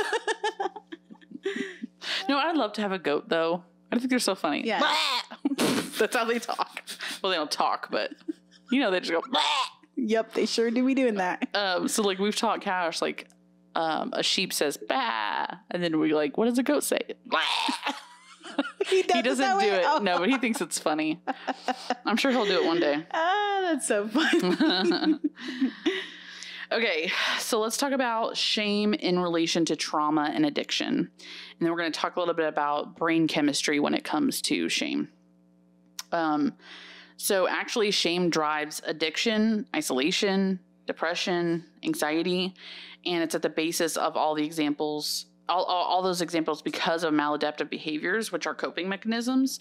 So, if you're going through something really hard in your life and you're struggling with something and you don't have people to turn to relieve that shame, that shame will then drive you to addiction, or it'll drive you to an eating disorder, or it'll drive you to suicidal thoughts. Like, the maladaptive behavior, because you can't find a way to cope. So the only way you can find a way to cope is to be compassionate with yourself and to share with others.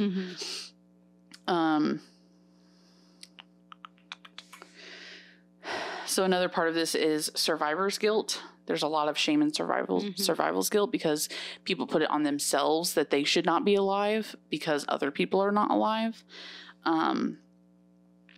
Also, obviously, I just said suicidal ideation is based in shame. So if you know someone who is struggling with addiction, or like that's why it's so important to have compassion for people who have addiction, or people who have eating disorders, or people who are struggling in any of these things that we talked about. That's why it's so important to be compassionate with them, because you have to understand that what they're feeling is shame, and they have no way away from it. They cannot escape it. And let me bring that into the next point, which is the brain chemistry. Okay. So there's a part of your brain called the reptilian brain. Huh? Yep. Let me look up the definition, or not the definition, but what it does. The reptilian brain, also known as the R complex or lizard brain, I don't know why it's called that, is the oldest layer of the brain and is responsible for many survival activities. It is located deep within the skull. Its function is to control survival activities like breathing, heart rate, and balance. Its behavior is responsible for innate and automatic self-preserving behaviors such as aggression, dominance, and territoriality.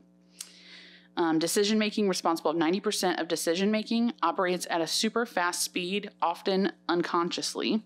So it's like a computer running in the back of your brain. Almost like an autopilot. Does not learn very well from experience. This is why it's very big in trauma. Okay, we'll come back to that. Okay. Inclined to repeat instinctual behaviors over and over in a fixed way. So if you think about someone who has PTSD from the war, they come home and loud bangs send them back into Iraq, right? Their reptilian brain cannot learn from new experiences. So it can't say, oh, I'm home now. I'm safe. Or it says inclined to repeat instinctual behaviors over and over again. So it's literally like your instinctual brain. It's your instinctual part of your brain. This is related to what we were just talking about because I heard on one of the YouTube things that I listened to that I'll link in this in the show notes, that this part of your brain, what it will do when you feel shameful is it perceives you, when you're feeling shame, it perceives that thing, whatever that thing is that you're feeling shame about, as a threat. So it tries to attack that thing and get away from it. Oh. So I'm trying to think of a good example. Like if I'm feeling shame about, let's see. I'm sorry. If I'm feeling shame about not being a good mom, if I feel like I'm not a good mom, I'm feeling so shameful about that. My brain will think, oh my God, that's a threat, attack. So it's a hard place to be in because you're both the attacked and the attacker. Your brain is both the attacked and the attacker, and you're trying to get away from yourself. And so it puts you in this state of fight or flight. It gives you a very high level of cortisol. And so it gives you the stress response of, I need to get away from myself. I need to be angry and mad and hurtful to myself to get rid of this thing that makes me ashamed of myself. And so it's the basis of the research where it says that being hard on yourself actually does not help relieve shame. People think, oh, being hard on myself will make me a better person, but it doesn't. No one ever shamed themselves into being a better person. Self-compassion actually, research shows, makes you a better person. And we're going to talk about misconceptions about shame or about self-compassion in a little while. So you may have thoughts about that, about, you know, not being hard on yourself. We're going to get to that. So just hold on. So something I wanted to add to the last thing we talked about with the reptilian brain was earlier you were talking about when you're talking to somebody about their suicidal thoughts, you may ask them like, what kind of thoughts scare you? Okay. And I think we sometimes forget that suicidal thoughts are scary to people. And it made me wonder, like, back to the reptilian brain thing where you're both the attacker and the attacked. Oh my God, this totally reminded me of something I was gonna say on the podcast. Thank you so much for reminding me. You're very welcome. This is, I can't, I'm so, oh my God, good thing I remember that. Graphic, yeah. Should I say it? Yeah, go ahead. Okay. So this is from a TED Talk. It's called Mental Health Crisis and Suicide Prevention with Shannon Decker. So she was talking about, there's essentially, and we'll, remember to post it, but there's essentially 3 circles, right? Like a Venn diagram. Like a Venn diagram. They all overlap each other. To the farthest of one is the thwarted belongingness. So I am alone. And then from the far other circle, it would be perceived burdensome. So I am a burden. So those two together combined equates to the desire of suicide. And then when you add capability for suicide, I am not afraid to die. That is when you get the little... It's like the perfect storm. The perfect storm for suicide or near lethal suicide attempt. Wow. Look at that. Sorry, I'm trying to hold my mic so it'll stop buzzing. Because what you're talking about is the 2 circles at the top where, yeah, these thoughts are scary. But once you get past that, I mean, hopefully you don't. But like, once you feel not scared to die.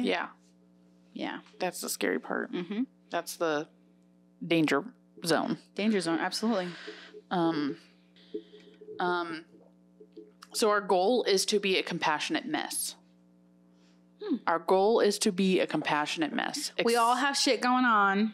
We're always going to have shit going on. We're always going to have shit There's not going to be a point in your life where you're not going to have shit going on. I mean, you'll have calmer times, better parts of your life, but there's always going to be something that you're struggling with, and that's normal. It's a normal part of life.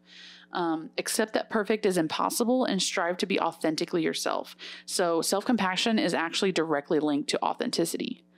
You can be more authentically yourself if you're self-compassionate, and you can be more self-compassionate if you're authentically yourself. They go hand in hand. And we've talked about before, you find your people if you're most authentically yourself. So if you're vulnerable and you find your people, then you'll feel most authentic. You'll be able to be most self-compassionate. Practice changing the narrative from things being your fault to I'm doing the best I can. Speak to yourself the way you would speak to your best friend. So, that part, I was gonna bring up something like, we've talked about before on the podcast where you're like so worried about what people think of your house. So you think it has to be spotless, has to be perfect. And I've said before, like, I promise you, like, nobody's caring about it. Like, your house smells great. It's clean all the time. Like, it's not a big deal. And I've wanted to say to you before, but I haven't, like, and you're going to do it right now. Right now on the live podcast. on the podcast. We are live from Angelica's house, and I'm saying it today.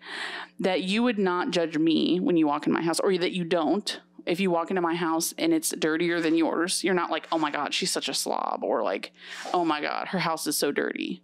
So why do you think people would think that of you? You're like, I don't know.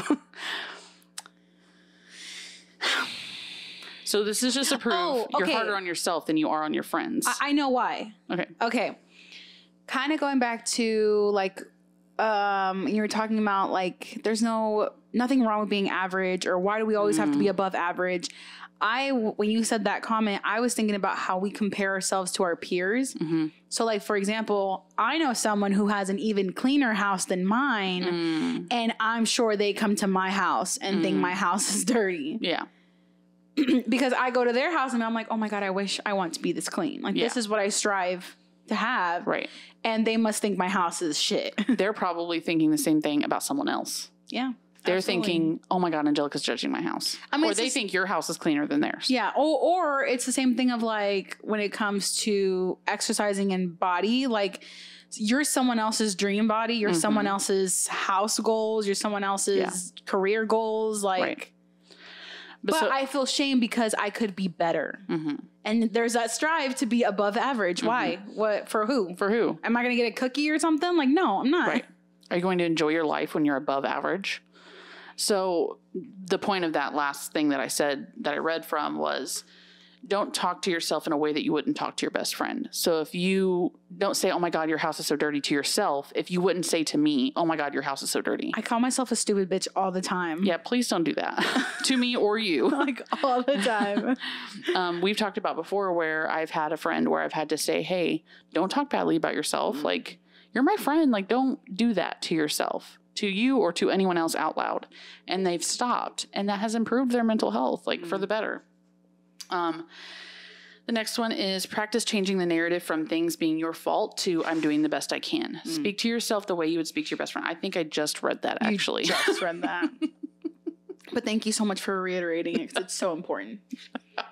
The next one is I promise this is the next one.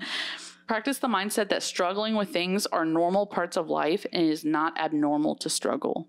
It is not abnormal to struggle. You are not the anomaly for struggling with something. You are not othered for struggling with something. Well, again, going back to shame and not letting them sweat. Not letting them sweat. Not letting them see you sweat. I shortened that saying. Don't let them sweat. Well, like growing up with my mom who grew up in a small town, and it's so scandalous once someone found out something about you that was not good. So you had to make the perception of your life be perfect. Right. Because if they saw you crack, oh my God, everyone would find out in an instant. So growing up here, she kind of put that into our minds. Like, you are not to tell a single soul what happened in this house. You are not to tell a single soul that this happened, or not even your grandma, not your friends, not blah, blah, blah, blah, blah, blah. And I still see it sometimes with my aunt telling my, I almost said nephew, my cousin sometimes, like, hey, don't tell people about that. Like, if he starts to, across the room, hey, like just with a look, and I'm like, oh my God. Yeah. Because they like to be perceived as perfect. Well, so in your family community of itself, there's a lot of shame going around because no one can be vulnerable with each other. No one can accept that everyone's going through the same struggles, and it's okay to do that. Yeah. So everyone feels shameful about all their experiences because they think they're the only ones. Yeah. They think they're the weird ones, or they're the ones that should be ashamed of whatever they're going through. Perfect example. Absolutely. Compassion for other people helps you understand them more, and it will do the same for yourself. So having compassion for yourself will help you understand yourself. Practice a mindset that what other people think of you does not matter. Only what you think of you matters. You are the most important person in your life. And that's not to say to be selfish. That's to say you're the only person who has to spend the rest of your life with you.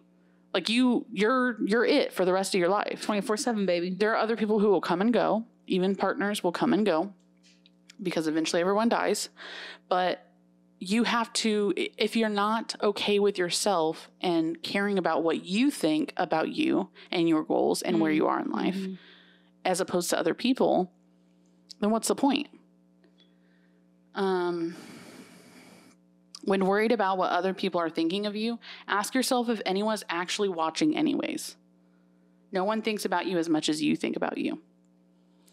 So kind of going back to the house thing, like, is anybody actually looking at your house and thinking, oh my God, it's clean, it's dirty, whatever? No, they're just happy to be here. Or or the whole struggle with your parents thing, not wanting to, or being upset that you had to ask them for help. And you felt really guilty and ashamed of that. But no one knew about it until you told me. And then you told our podcast. I said we could cut it if you wanted to. It's fine. I know, there's strength and vulnerability, and someone else is going to hear that and know it's okay. And it is. Yes. Totally fine. It's totally fine. Totally fine. I'll believe it one day.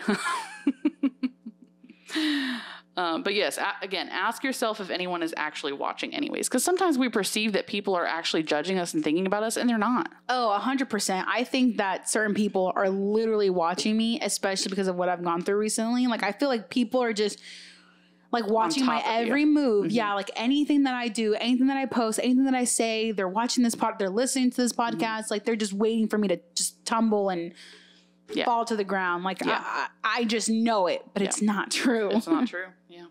And if they are, they're not for you anyways. Yeah. So if they are watching you and judging you, they need to be removed from your life because they're not for you anyways. I think we've talked about that before. Yeah. If they are judging you, they're not for you anyways. So they don't need to be in your life. You don't need to continue being concerned with what they think. Get off the treadmill of shame. Stop focusing on what everyone is doing and focus on only yourself and what your goals are. Okay, once I got to that point in the gym, it's so powerful. Because when you first start going to the gym, or if you're a little bit more self-conscious about your body, you think that everyone's watching you, and they're not. Yeah. Evaluate people in your life that perpetuate shame and these toxic societal expectations. Again, if people are causing you harm by perpetuating the shame that you're trying to get rid of, they don't need to be in your life. If people are judging you, they don't need to be in your life. They are not in the same journey that you're in. And like, there are some friends that aren't necessarily good friends, but they give like backhanded comments. And it kind of leaves you confused. Like, wait a minute, should I take offense to that? Right. If you're wondering if you should take offense to it. It is. You probably should. The next one is forgive yourself and have compassion for having to do what you had to do to survive an abusive relationship.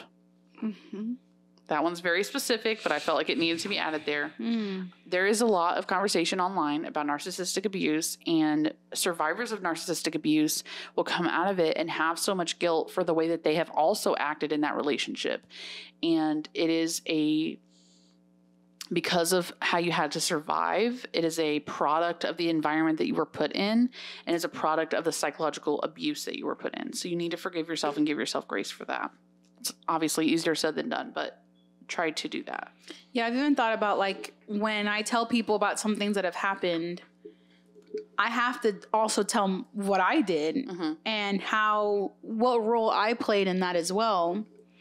Not to excuse my behavior, but kind of like you said, like what I had to do in the environment that I was in to move past or move forward or feel like I'm drowning here. Like I need a come up for air. Yeah, I need to come up for air. And this is the only way that I could think of doing that. Right. Something that I struggle, though, is that I feel like people won't believe me. And because of that, I keep a lot in. Because the more that I speak on it, the more it sounds so crazy that these things happen, but they did happen.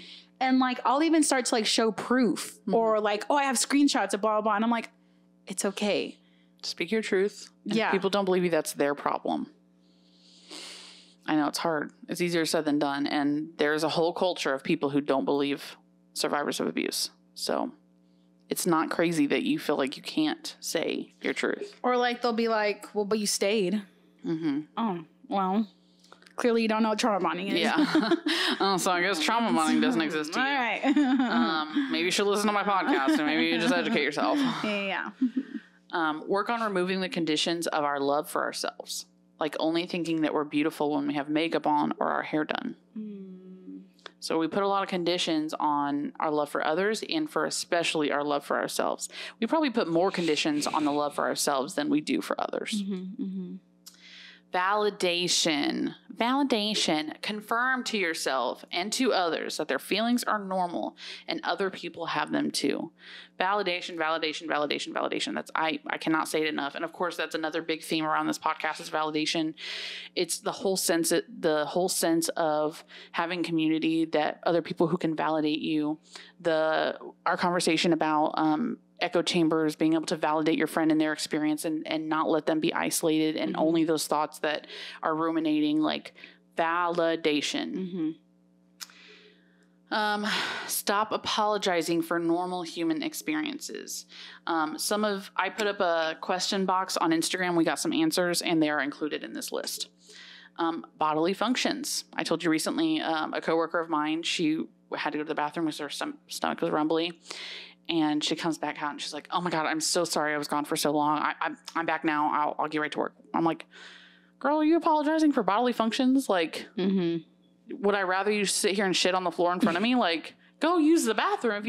If you need to go again right now, go. Like, don't feel bad about that. And something I said to her about that and other things was, don't abandon yourself to please other people.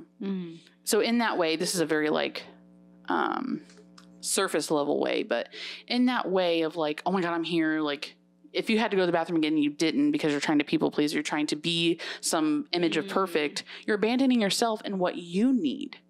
Don't do that. Honor yourself for what you need.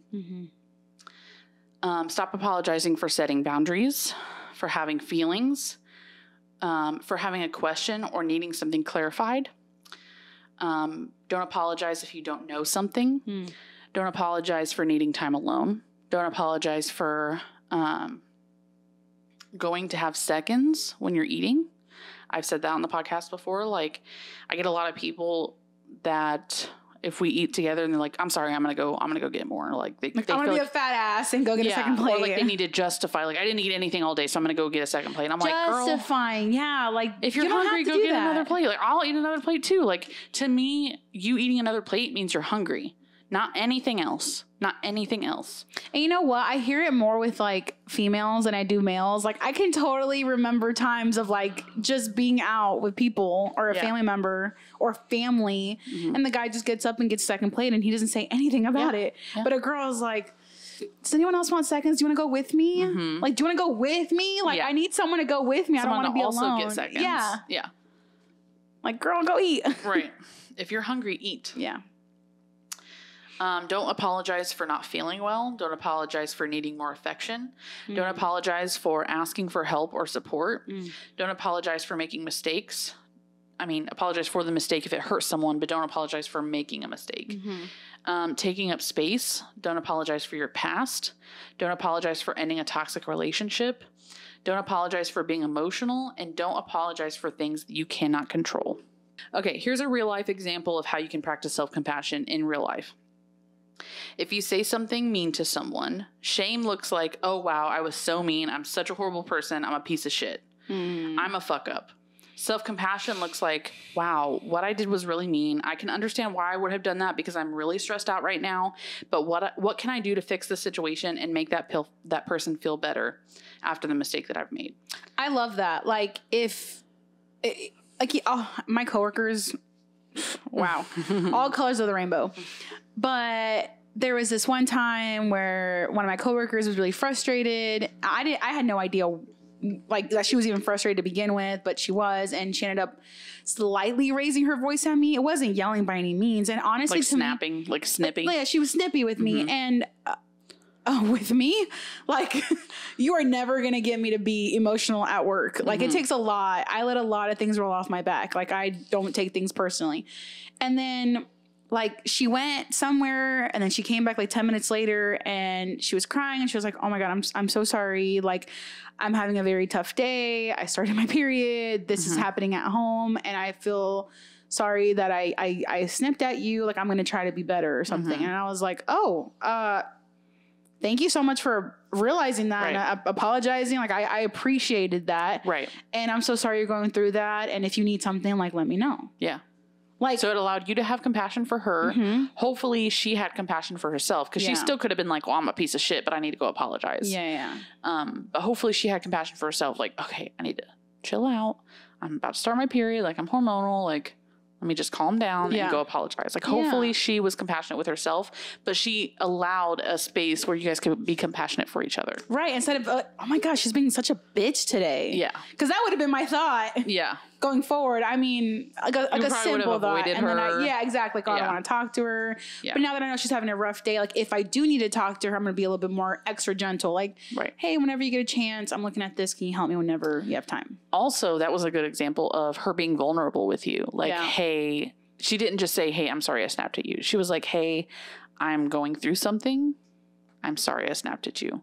So that you can understand that she is a human and she makes mistakes and something caused her to make a mistake and she can learn from it. Yeah. And I get that. Like, I'm usually want to be like, you know, leave your problems at the door, but we're also human beings. So like, it's bound to happen sometimes and that's fine. As long as you say, hey, I'm going through this and I'm so sorry. This isn't like who I really am. I'm just having a terrible time with blah, blah, blah, blah. Right. Okay, cool. Yeah. Thank you so much for letting me know. Now I know. And not to get in your business. You don't have to tell me everything, but like, you know, just hey, tell me you're having a hard time. Having a hard time. And, okay, cool.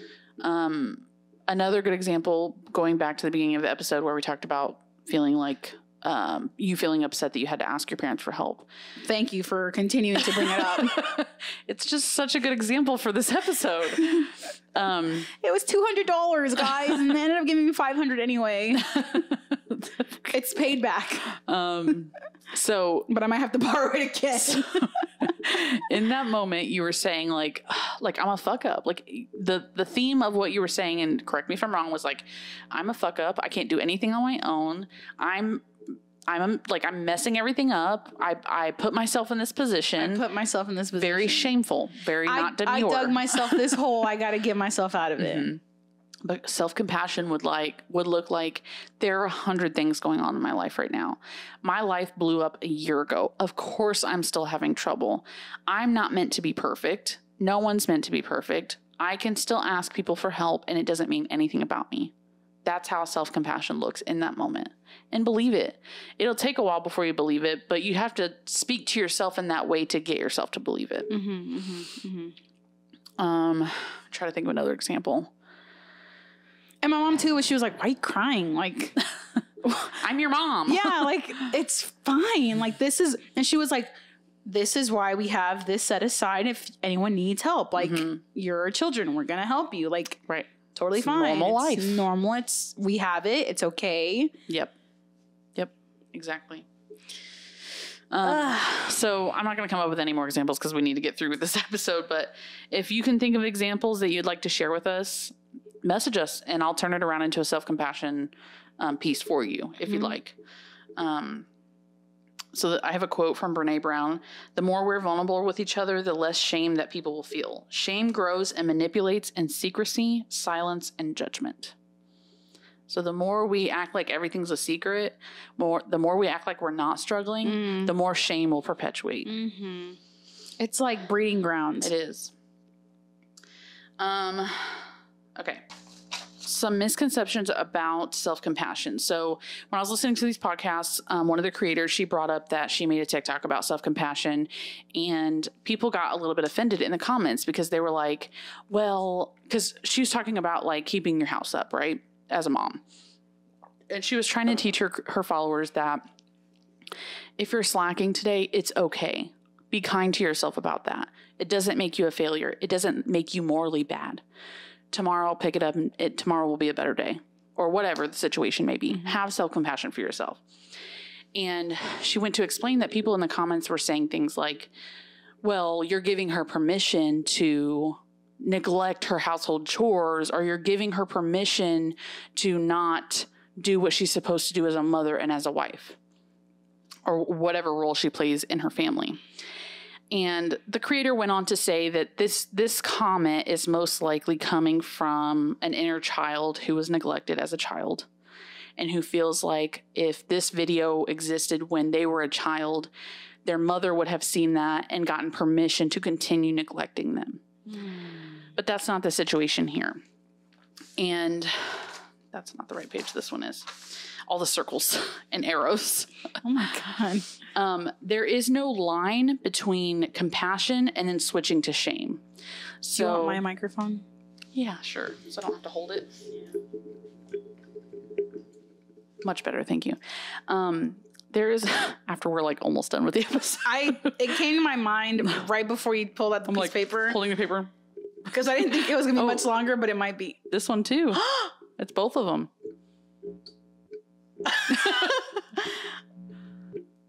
It's just both of them. Thank you very much. So there's no line between compassion and shame. Like we don't have to give we don't have to give people compassion up to a certain line and then switch to shame. Because like a limited amount of compassion. Yeah. Because we need to separate compassion and permission. Those are two different things. Yeah, even that comment, I was like, you're giving her permission as if she needs permission. Exactly. People who are evil, who do really bad things, they don't need permission from anyone. So the people that we're talking about in this situation are actually compassionate people that just need compassion from other people, not passion. So one of her examples was, if you see a mother who's struggling and you see their baby and the baby has like a really full diaper, like has not been changed in hours. And you may see that as neglectful. And that's true. It is a little bit neglectful. That baby might have a rash. You will still act in compassion for that parent. She must be going through a hard time. She must be having trouble keeping on top of everything, but without permission to continue leaving her baby in a dirty diaper. Compassion looks like, where can I help this mother? Where can I insert myself to get her to where she needs to be, where she's not just surviving? What resources does she need? Does she need more diapers? Maybe she's really low on diapers and she's trying to make them stretch. Like, okay, moving on. So when you feel shame, you're always going to feel shame. We should try to eliminate it as much as we can. But when you feel shame, the only thing you can take it as is information. Okay, this is information letting me know that I'm not acting within my values, or I am not going towards my goals. So let me course correct, but with compassion. It is not a motivator. Shame is not a motivator. Shaming yourself is not going to motivate you to be better. Self-compassion will. And there's actually data research on this. This is interesting because it reminds me of the show Big Mouth on Netflix. God, I love that show. Shout out Nick Kroll. Basically, when the shame wizard is introduced, stay with me. And basically, he talks about like everyone feels shame, and shame is a good emotion to have because it keeps you from doing weird shit. Yeah. Now, these are kids we're talking about. These are not adults. Sorry. It's okay. I'm pulling so hard. My arm is so heavy. It's okay. I can hold it now. Okay. But it was saying like shame is a good emotion to have because it keeps you from doing certain behaviors. Right. However, kind of like how Kelsey said, it's not a motivator. It's just information. Redirect. I was like, what's the word? I almost said a recourse. Redirect, but with compassion. Right. It's not to motivate you to be better. You don't need to shame yourself into being better. You need to use the information as, oh, okay, I'm feeling shameful because I'm not acting within my values, or I'm not acting in line with my goals. Yeah. Like, and then redirect. Like there are some, I guess you could call them like negative emotions that are necessary to have, like fear, for example. Yep. Fear is a good emotion to have. Yeah. Anger is necessary. Going back with fear, I'll explain that, but hang on. Okay. Fear keeps you from throwing yourself over the ledge. Fear keeps you from driving too fast. Fear keeps you exactly. Well, and the basis of anxiety is fear. So psychologists will say anxiety is a natural part of our brain. It's supposed to keep us safe. But sometimes it's overacting. Not talking about anger. So think about the movie Inside Out. Okay. Anger is a normal emotion that she has. So anger is a part of our normal, like everyday, like it tells us, the information that it tells us is someone has hurt us, someone has done us wrong. Like if you didn't have anger, would you have left your abusive relationship? Ooh. No. But anger is a secondhand emotion. Yeah. Secondhand emotion. I've never heard that song, but I'm vibing. But yeah, absolutely. That was absolutely essential because I had too much empathy and love and hate. Not too much. You had just the right amount of empathy. You just needed to add some anger in there. Once anger was in the mix, shut that shit down. It's over, bitch. You're right. Yeah. See if there's any other notes I need to say. Shame. Oh, okay. So actually, psychologically, it is proven that shame actually freezes you psychologically. So that's proof that it doesn't motivate you. Oh. It freezes you. when you're like, think about someone who's depressed. They're frozen in shame. Mm-hmm. They cannot course correct. They cannot fix where they need to go next. They cannot imagine They're where they should stuck, be next. yeah. They're stuck. So that's why we need to work to correct that. Dang. Another thing about a misconception would be that we think that too much compassion will make us lazy. Like to give them the permission. Permission to be lazy. And it doesn't. No. It actually motivates us more than shame does. It motivates us to be better. Oh, a good example was if a son comes home with a bad grade and the dad acts in shame and is like, you're such a fuck up. You're never going to amount to anything.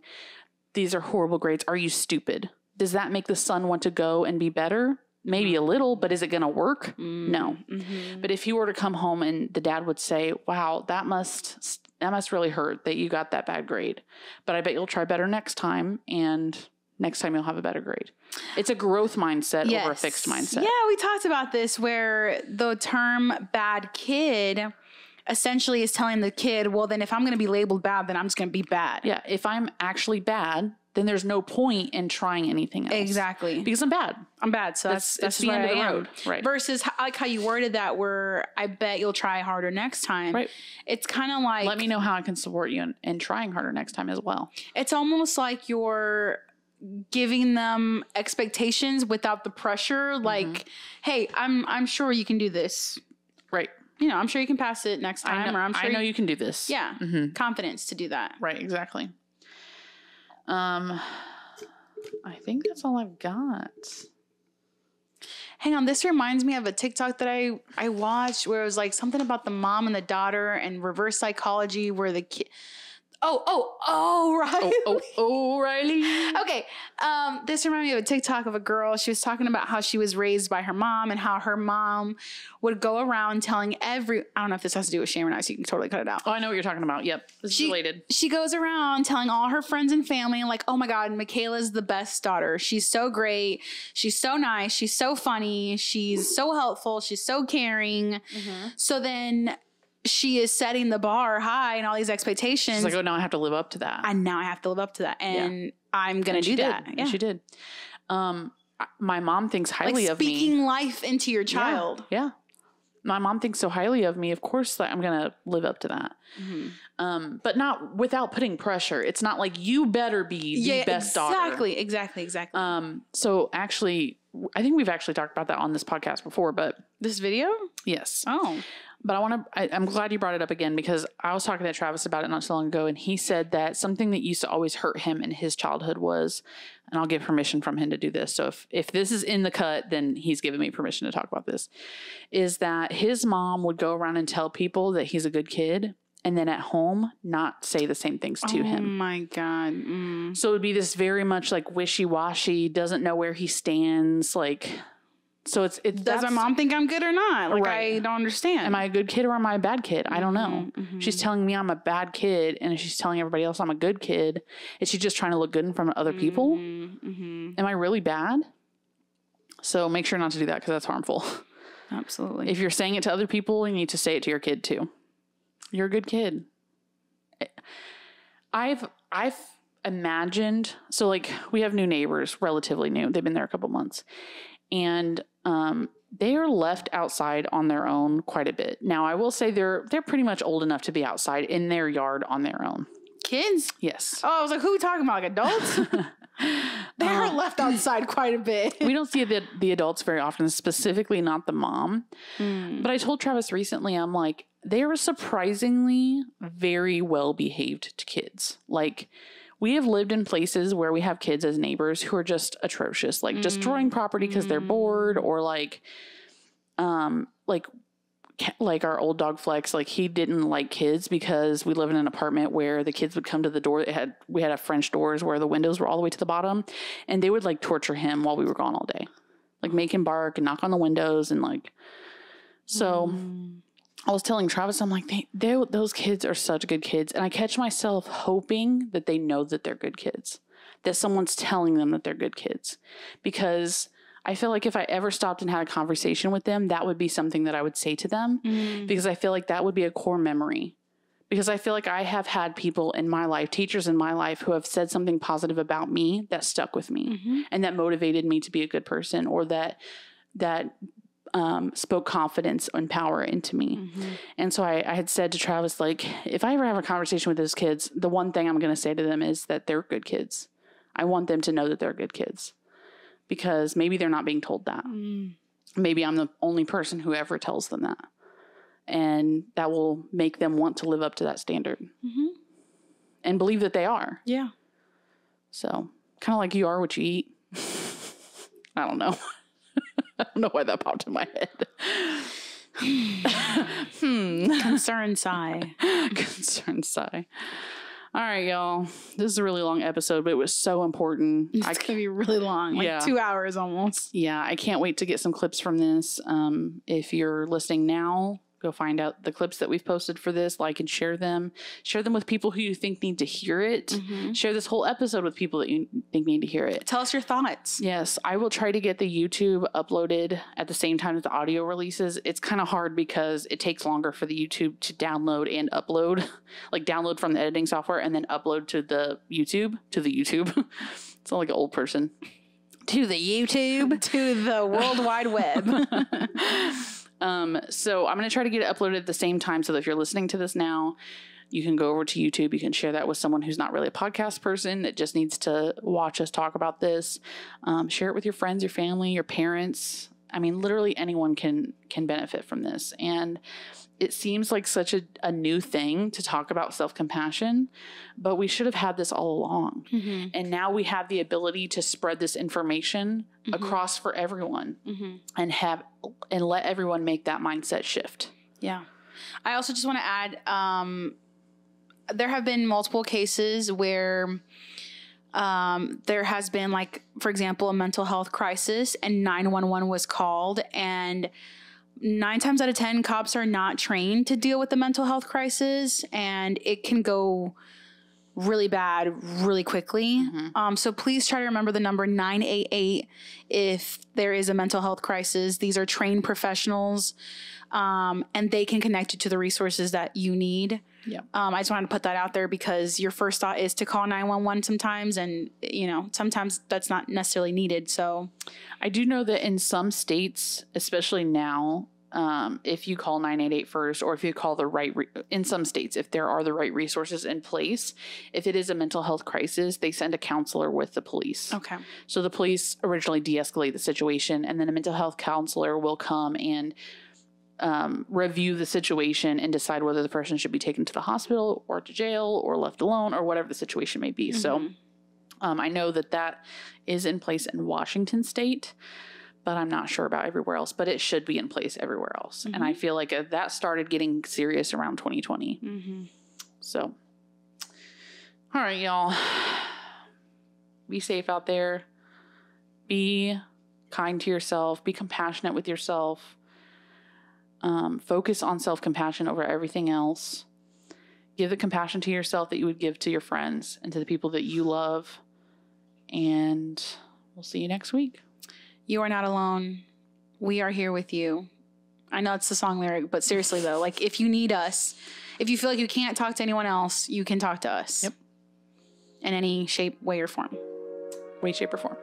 Okay, bye. Bye.